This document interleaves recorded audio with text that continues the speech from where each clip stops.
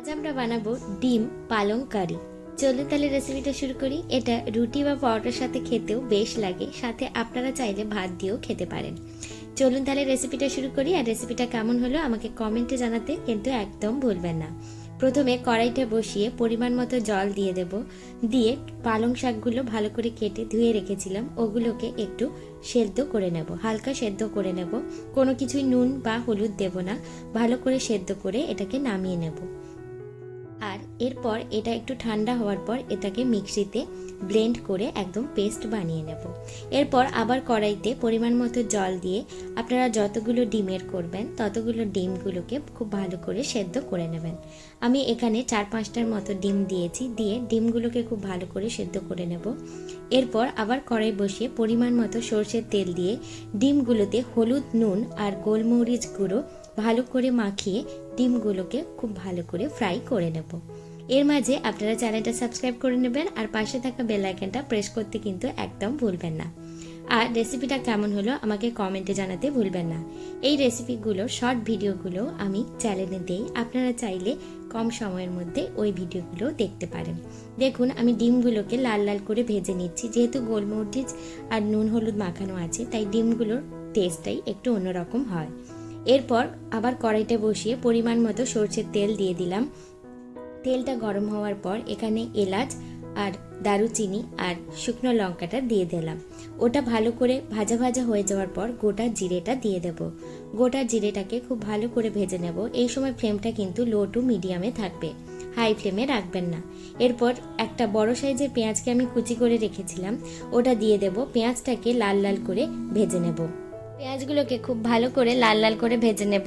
এরপর আদা রসুনের পেস্টটা দিয়ে দেব। এখানে 1 টেবিল স্পুনের মতো রসুন বাটা আর 1 টেবিল স্পুনের মতো আদা বাটাটা দিয়েছি। দিয়ে খুব ভালো করে মশলাটাকে কষিয়ে নেব। যদি মশলাটা আপনাদের একটু গায়ে গায়ে লেগে লেগে আসছে মনে হয়, তাহলে সামান্য জল দিয়ে মশলাটাকে ভালো করে কষিয়ে নেবেন। আর আপনারা কি নতুন টাইপের রেসিপি দেখতে চান আমাকে কমেন্টে জানাতে ভুলবেন না। আমি চেষ্টা করব আপনাদের সাথে সেই রেসিপিটা শেয়ার করার।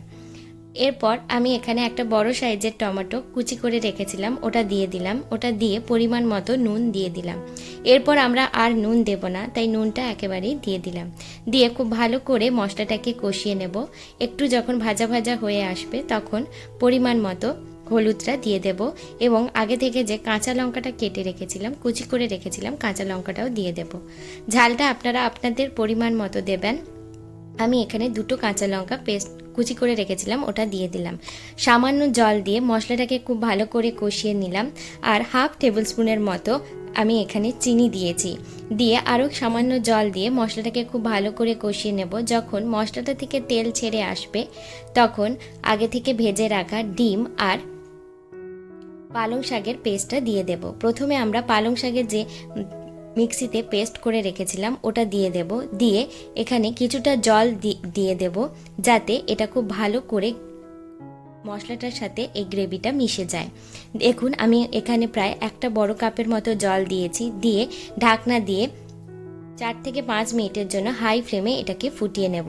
যখন এটা খুব ভালো করে ফুটে আসবে এবং এটার রঙটা অনেকটা চেঞ্জ হয়ে আসবে, তখন আমরা এখানে আগে থেকে যে ডিমগুলোকে ভেজে রেখেছিলাম ডিমগুলোকে দিয়ে দেব। ডিমগুলোকে দিয়ে খুব জোরে জোরে নাড়বেন না, তাহলে ডিমগুলো ভেঙে যাওয়ার চান্স থাকে। ডিমগুলো দিয়ে এটাকে মিডিয়াম টু লো ফ্লেমে 1 থেকে 2 মিনিটের জন্য ঢাকনা দিয়ে ফুটিয়ে নামিয়ে নিলেই তৈরি হয়ে যাবে ডিম কারি, ডিম অ্যান্ড পালং শাকের কারি। কেমন হলো আমার রেসিপিটা কমেন্টে জানাতে ভুলবেন না। রেসিপিটা ভালো লাগলে লাইক করতেও ভুলবেন না। আমি পারো, আপনারা দেখছেন পারো রান্নাঘর। ভালো থাকবেন, সুস্থ থাকবেন, নতুন নতুন রান্না করতে থাকবেন। বাই।